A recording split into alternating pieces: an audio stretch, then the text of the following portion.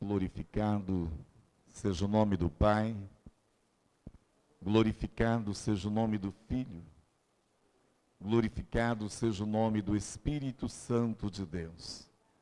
Eu quero cumprimentar a todos com a paz do Senhor Jesus. Amém, amados? Louvado seja o nome do Senhor nosso Deus, um Deus que é digno de honra, de glória e de adoração, e que é o Senhor das nossas vidas. Nós louvamos a Deus por estar na sua presença nesta noite. Quero pedir para colocar ali na frente, irmãos, a chave bíblica que vai ser usada nesta noite em Apocalipse, no capítulo 22, no versículo 13. Nosso irmão presbítero Rafael já fez essa leitura no começo do culto. E mais uma vez, nós vamos poder estar lendo ali.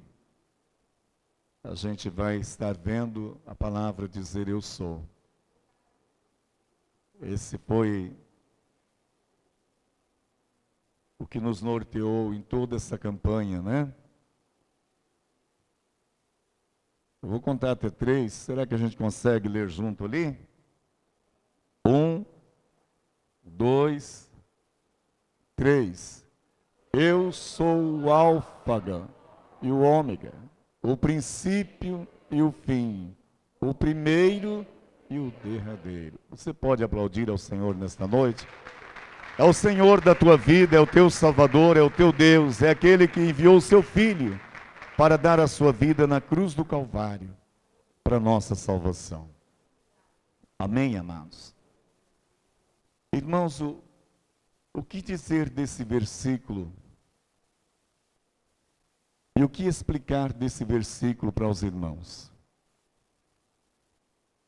Nessa última mensagem da campanha, nessa última noite da campanha, irmãos, todos os nossos irmãos que pregaram, tiveram a oportunidade concedida pelo Senhor nesta campanha, 11 antes de mim, todos eles receberam uma porção da palavra.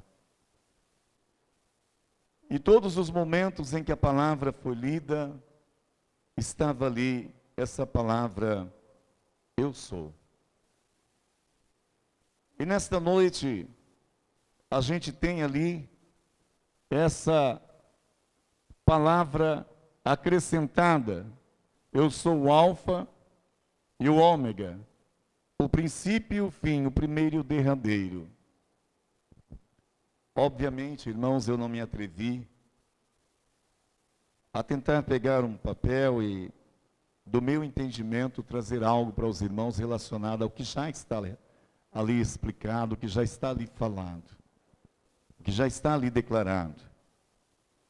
Então eu trouxe aos irmãos nesta noite, a mim também, uma compreensão da Bíblia Pentecostal. E nessa compreensão da Bíblia Pentecostal, nós vamos ter aqui declarações de quem é esse eu sou. A própria Bíblia respondendo para cada um de nós sobre esse eu sou. Aquilo que está na natureza de Deus, aquilo que é Deus. Eu vou estar utilizando uma compreensão da Bíblia Pentecostal que está no Salmo 139, no versículo 7 e 8. Quando ali o salmista Davi, um homem segundo o coração de Deus, a Bíblia assim o diz, um homem segundo o coração de Deus. No Salmo 139, no versículo 7 e 8, está escrito assim: para onde me irei do teu espírito? Ou para onde fugirei da tua face? Se subir ao céu, tu aí estás. Se fizer no Seol a minha cama, eis que tu ali estás também. Então, nesta noite, irmãos, a gente vai entender, e já os nossos amados irmãos conhecem a palavra de Deus, já tem resposta para isso que Davi escreve, do porquê que ele chega a essa compreensão e desse entendimento. Nesta compreensão de Davi, no entendimento de Davi, ele deixa claro, declarado o que nós vamos ver aqui a seguir. Eu gostaria de pedir a tua atenção por alguns minutos e dizer para você assim: a Bíblia não procura comprovar que Deus existe. Olha só, a Bíblia, ela não procura comprovar que Deus existe. Em vez disso, ao invés disso, ela declara a sua existência. Ela não para falar, para comprovar para ninguém se Deus existe. Ao invés disso, ela declara a sua existência e apresenta numerosos atributos seus. Muitos desses atributos são exclusivos de Deus. Só Ele tem. Eu quero que você preste atenção no que eu vou ler agora. Olha só, irmãos, que coisa gloriosa, se não é para aplaudir a Deus de pé, como a gente ouve por aí, né? Olha só. Apresenta numerosos atributos seus. Muitos desses atributos são exclusivos dele, como Deus. Olha agora. Outros existem em parte no ser humano, pelo fato do ser humano ter sido criado à imagem de Deus. Amém, amados?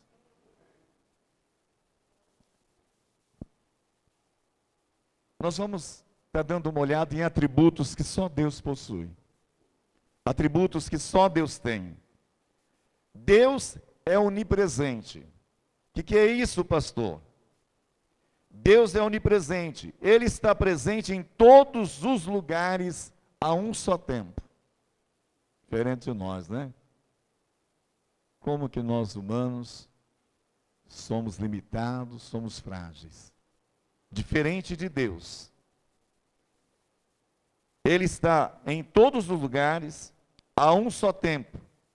O salmista afirma que não importa para onde formos, Deus está ali. Deus observa tudo quanto fazemos. Aí, irmãos, é para chorar? Ou é para se alegrar? Se Deus observa tudo quanto fazemos, em todos os lugares, ou é para a gente chorar de arrependimento com os nossos feitos, ou é para se alegrar de saber que Deus, Ele nos vê na nossa fidelidade, no nosso compromisso de servi-lo, no nosso compromisso de amor ao próximo. Se Deus nos vê em todos os lugares, é sério, né? Ter um Deus que nós tentamos passar para os outros que nós servimos. Agora Ele sabe de fato se nós o servimos. Deus é onipresente. Segundo, Deus é onisciente. Ele sabe todas as coisas. Meu Deus.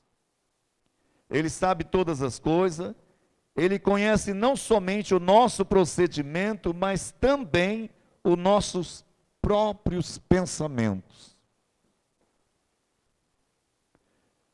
Quando a Bíblia fala da presciência de Deus, significa que Ele conhece com precisão a condição de todas as coisas e de todos os acontecimentos exequíveis, reais, possíveis, futuros, passados ou predestinados. Esse é o Deus, irmãos, a quem você serve. Um Deus que sabe todas as coisas, um Deus que conhece os nossos pensamentos.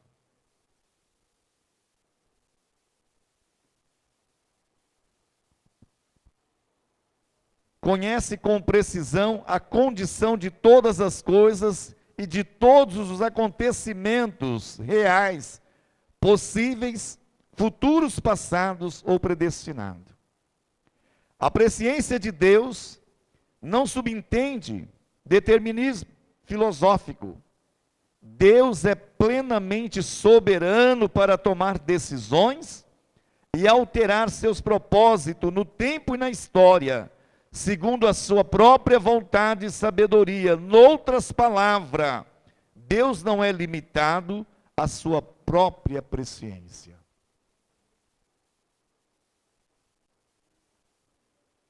Deus não fica preso, irmãos, ao tempo e a nada. Ele não se limita à sua própria presciência. E a Bíblia tem exemplos disso, irmãos. 3. Deus é onipotente. Ele é o Todo-Poderoso e detém autoridade total sobre todas as coisas e sobre todas as criaturas. Isso não quer dizer jamais que Deus empregue todo o seu poder e autoridade em todos os momentos. Por exemplo, Deus tem poder para exterminar totalmente o pecado, mas optou por não fazer assim até o final da história humana. Preste atenção, igreja. Parte que Deus conta com a humanidade. Olha só. Em muitos casos, Deus limita o seu poder quando o emprega através do seu povo. Em casos assim, o seu poder depende do nosso grau de entrega e de submissão a Ele. Em alguns momentos, Deus, para não fazer de uma forma radical, Ele conta com a igreja, homens e mulheres, jovens e crianças e idosos, para que os desígnios sobre a raça humana seja aplacado, seja feito, situações que possa Deus não de uma forma radical destruir a humanidade. Vamos ver novamente, irmãos. Em muitos casos, Deus limita o seu poder. Ei, por que Ele fez isso? Preste atenção. Quando o emprega através do seu povo, quando Ele, em vez de usar Ele usa alguém, Ele procura alguém. Olha o que vem na sequência, irmãos. Em casos assim, o seu poder depende do nosso grau de entrega e de submissão. Já já nós vamos ter exemplo, viu? Deus é transcendente. Ele é diferente e independente da sua criação. Seu ser, sua existência, são infinitamente maiores e mais elevados do que a ordem por Ele criada. Ele subsiste de modo absoluto e perfeito e puro, muito além daquilo que Ele criou. Ele mesmo é incriado. Existe a parte da criação. A transcendência de Deus não significa, porém, que Ele não possa estar entre o seu povo como Deus. Com tudo isso que Deus é. Todavia, a palavra deixa claro no que nós acabamos de ler, com toda a transcendência, com todo o poder, toda a magnitude de Deus, não significa, porém, que Ele não possa estar entre o seu povo como Deus. Seguindo, Deus é eterno. Ele é de eternidade a eternidade. Nunca houve e nem haverá um tempo, nem no passado e nem no futuro, em que Deus não existisse, ou que não existirá.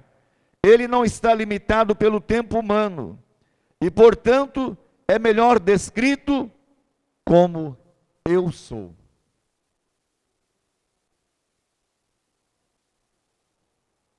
Deus é imutável. Olha só, irmãos. Olha só como que você tem valor, como o homem que ele criou sobre a terra tem valor. Deus é imutável. Mas preste atenção, por favor, no que vamos ler agora. Ele é inalterável nos seus atributos. Coisas que Deus não negocia. Ele é inalterável nos seus atributos, nas suas perfeições e nos seus propósitos para a raça humana. Isso não significa, porém, que Deus nunca altere os seus propósitos temporários.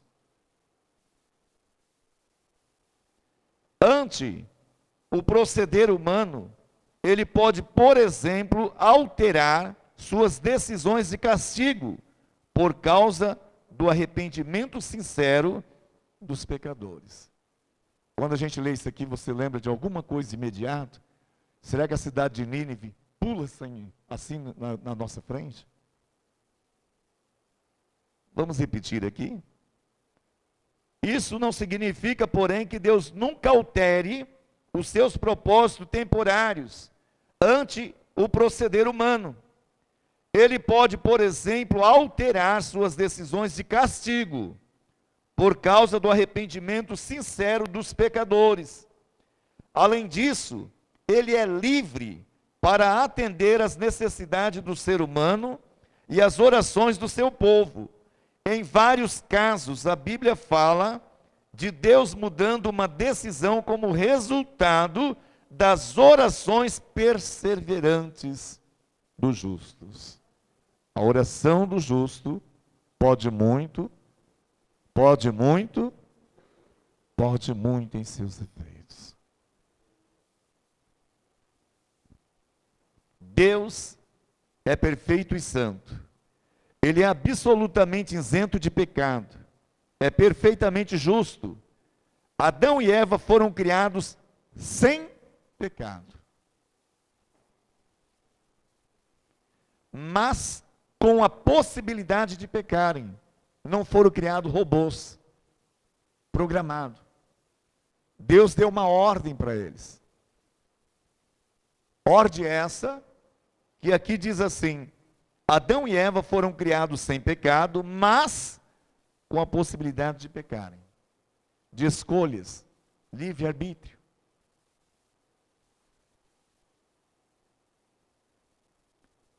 Adão e Eva foram criados sem pecado, mas com a possibilidade de pecarem.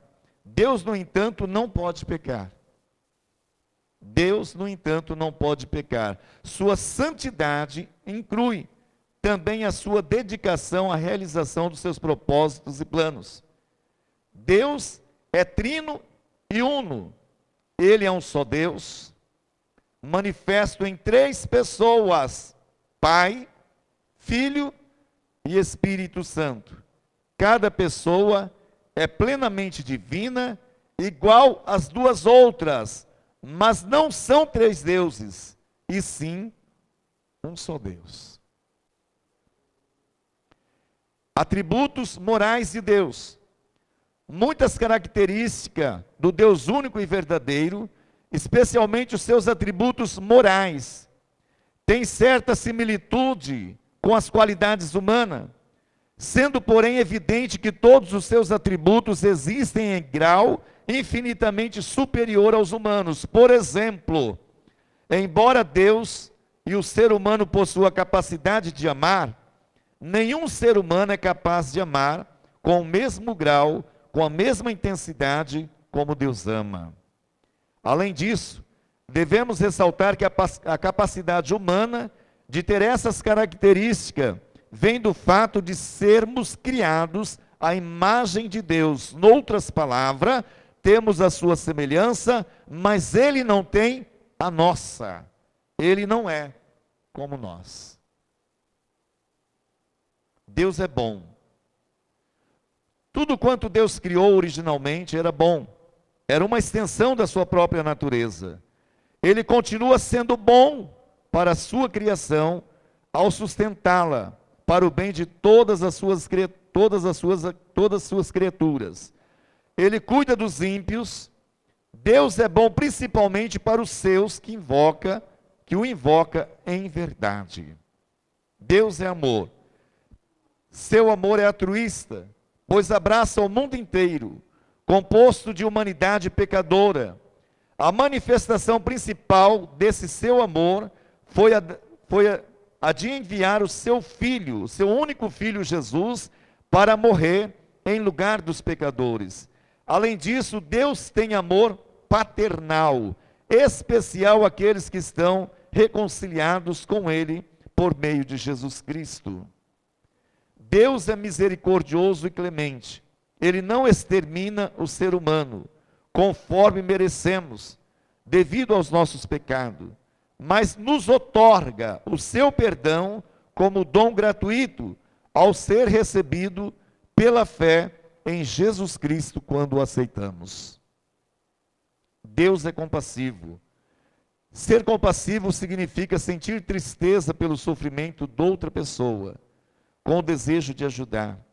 Deus, por sua compaixão pela humanidade, proveu-lhe perdão e salvação. Semelhantemente, Jesus, o Filho de Deus, demonstrou compaixão pelas multidões ao pregar o Evangelho aos pobres, proclamar a liberdade aos cativos, dar vista aos cegos e pôr em liberdade os oprimidos. Deus é paciente e lento em irar-se.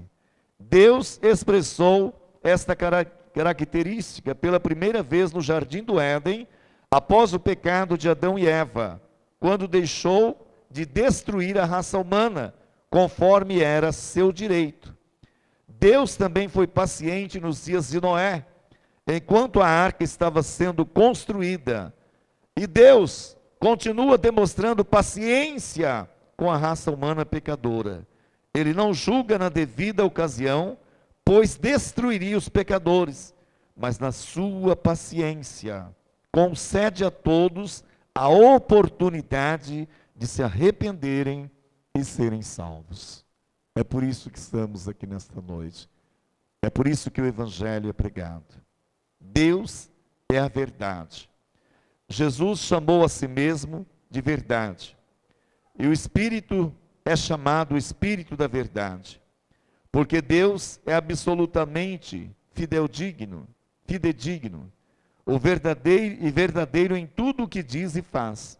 A sua palavra também é chamada verdade. Em harmonia com esse fato, a Bíblia deixa claro que Deus não tolera a mentira e nem falsidade alguma. Deus fará aquilo que Ele tem revelado na sua palavra. Ele cumprirá todas as suas promessas, quanto às suas advertências. A fidelidade de Deus é de consolo inexprimível para o crente, e grande medo de condenação para todos aqueles que não se arrependerem e nem crerem no Senhor Jesus. Está acabando, irmãos. Um pouquinho mais da atenção tua. Finalmente, Deus é justo. Essa é a parte que deve alegrar o nosso coração. E deve fazer com que temamos o seu nome. E peçamos a Ele graça para esse ano de 2024. Depois de 12 dias de campanhas, essa advertência final aqui, para mim, para você, para todos nós, para a humanidade, é necessária cair numa terra fértil, para quem de fato quer servir a Deus, para quem de fato quer morar no céu, para quem de fato quer dar lugar ao Espírito Santo, e diz assim: finalmente Deus é justo. Ser justo significa que Deus mantém a ordem moral do universo. É reto e sem pecado. na sua maneira de tratar a humanidade. A decisão de Deus de castigar com morte os pecadores procede da sua justiça, a sua ira contra o pecado. A sua ira contra o pecado decorre do seu imenso amor à justiça. Ele revela a sua ira contra todas as formas de iniquidade, principalmente a idolatria. É abominável diante de Deus. Devemos vigiar, irmãos. Vigiar demais. Você sabe o que é idolatria? Você já procurou no dicionário, já perguntou para o Google o que é idolatria? Você já veio na escola dominical? Você já fez um estudo? Serve de advertência para cada um de nós, né? A idolatria, ela é tão absurda, irmãos, que às vezes você foge de algo que você julga como o principal fato da idolatria, talvez, de alguma coisa que é feita, que não pode andar, que não pode falar, que não pode te ajudar. E de repente você, por falta de pedir misericórdia a Deus e a presença do Espírito Santo, de repente eu tenho uma idolatria absurda, que entristece a Deus por alguém que fala, por alguém que anda, por alguém que se mexe. Talvez por alguém que nem sabe que a gente existe. Nós sabemos que a pessoa existe em algum lugar, né? Talvez pelo que ela canta, talvez pelo que ela faz, talvez pela vida que ela vive, os holofotes, pela mídia, pela projeção que ela conseguiu no mundo.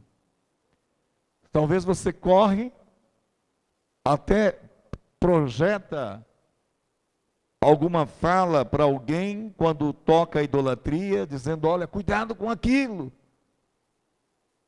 E talvez na nossa pequenez, estamos idolatrando por um outro lado.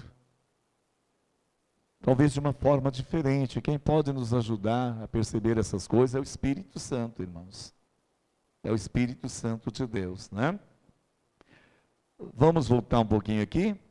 Ele revela a sua ira contra todas as formas de iniquidade, principalmente a idolatria, a incredulidade.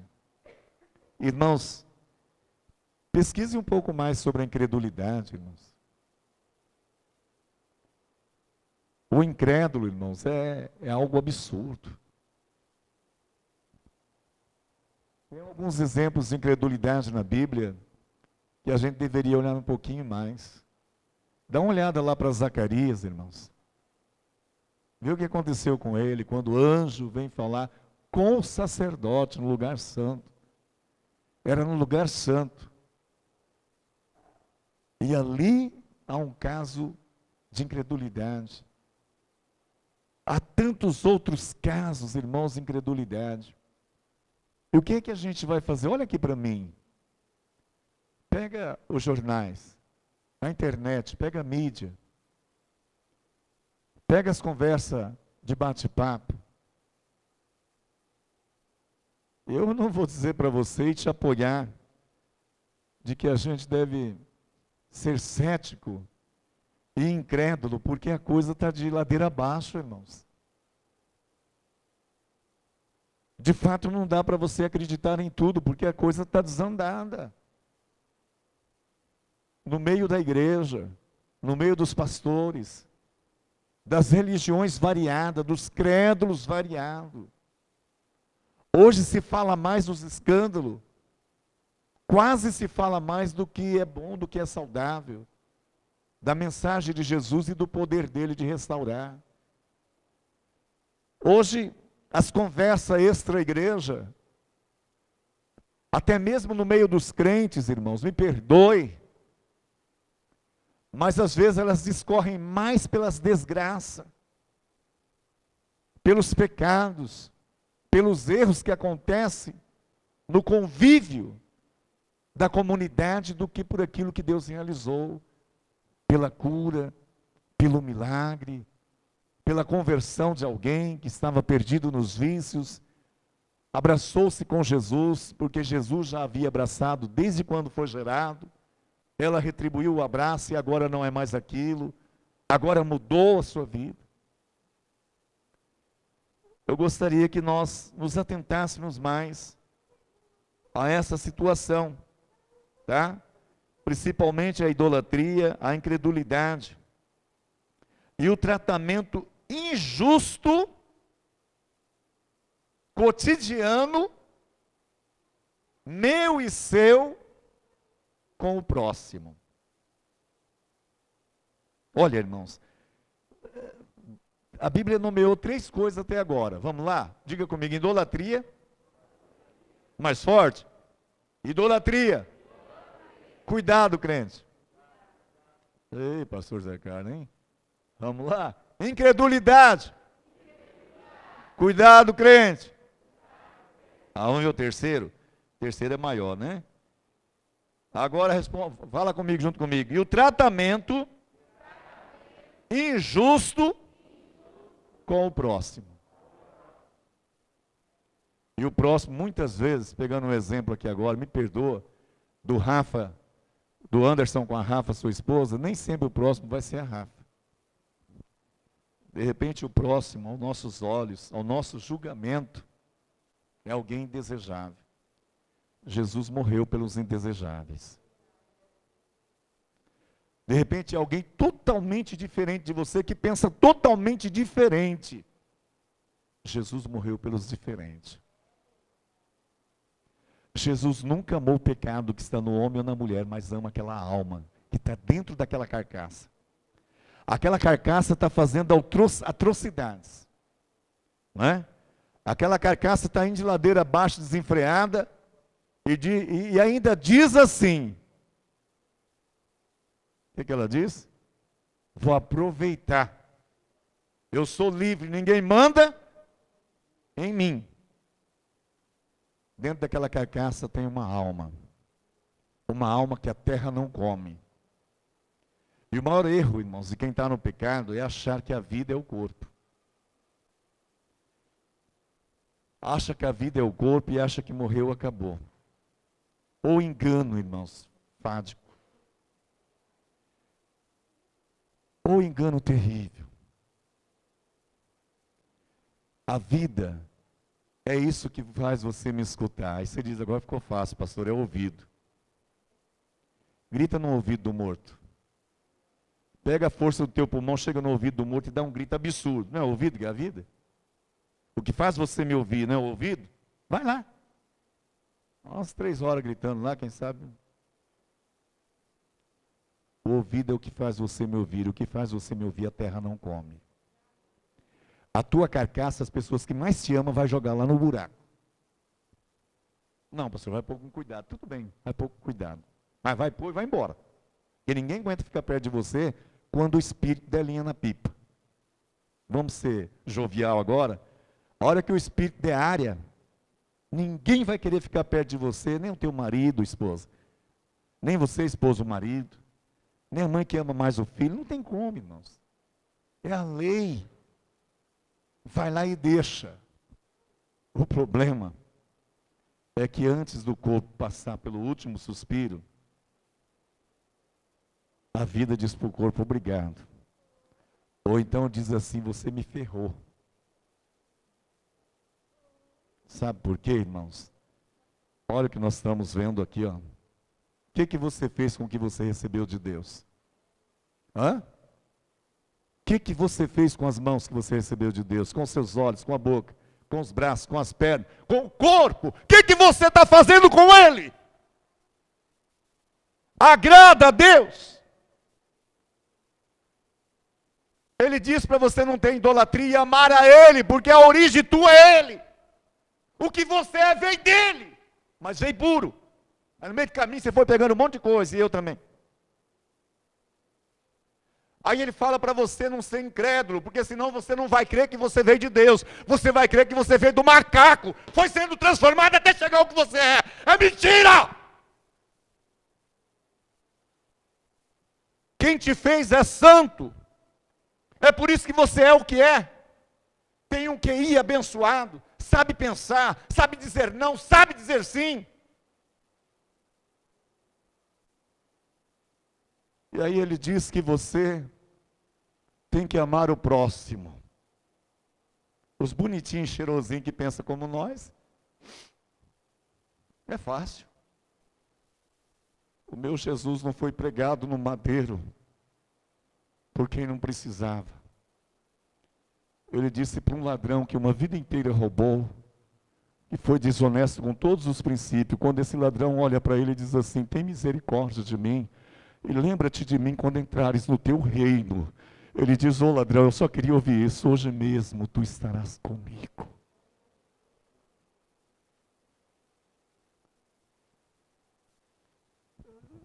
Precisamos, irmãos, vigiar no que fazemos, no que vivemos, no que falamos, pensamos e no que tratamos. Se você for parecido com Jesus, você vai sair diferente dessa campanha e dessa noite.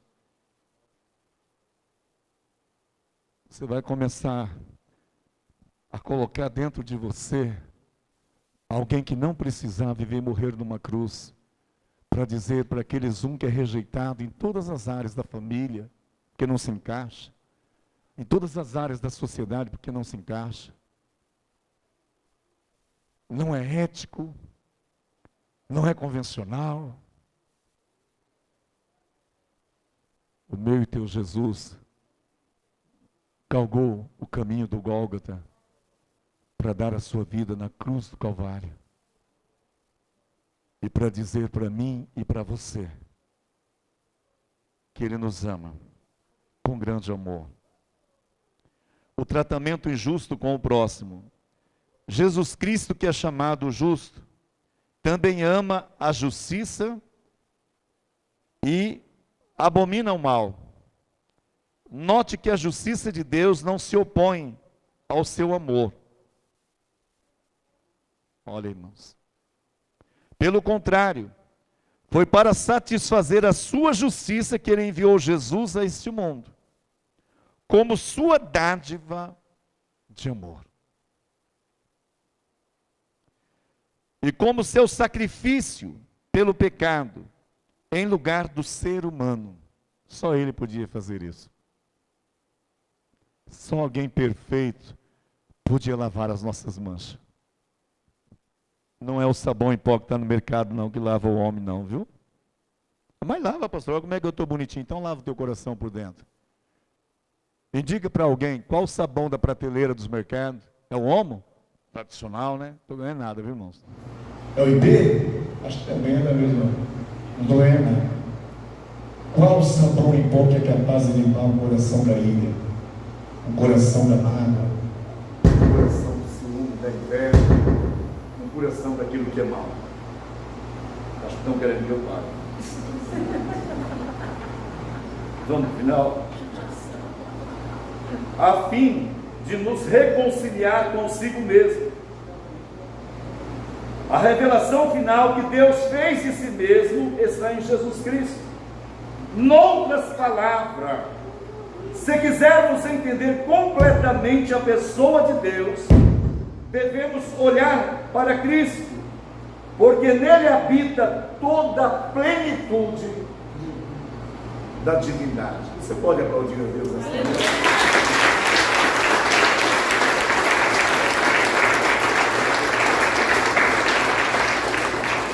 Bendito seja o nome do Senhor nosso Deus. Por tudo aquilo que nós ouvimos na campanha, irmãos, e por esse subsídio da Bíblia Pentecostal, eu não quero pôr nem mais uma palavra, só o que lemos, eu acredito que de alguma maneira te trouxe as mensagens da campanha, porque as mensagens da campanha, todas elas, foi naquilo que Deus quer para nós, foi naquilo que Ele tem para nós, foi naquilo que Ele preparou para as nossas vidas, foi naquilo que Ele preparou para os nossos corações.